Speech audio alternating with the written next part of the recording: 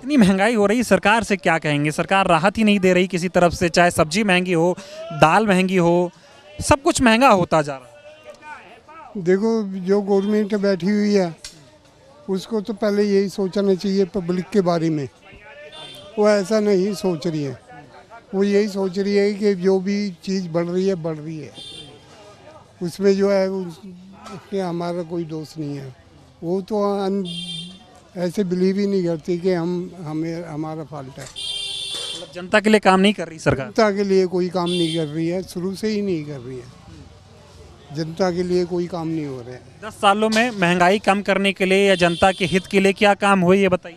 उन्होंने आश्वासन दिया है, लेकिन कोई आश्वासन पे जो है वो चल नहीं रही है। कुछ हो नहीं पा रहा। कुछ नहीं हो पा रहा। इस महंगाई में घर कैसे चलता है? यहाँ प्याज क्या भाव है?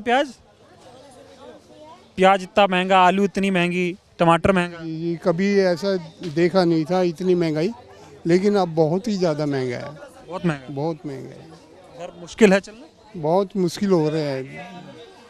वो आमदनी पहले वाली आमदनी तो है नहीं। जो पहले आमदनी हुआ करती थी, घर चल जाया करते थे।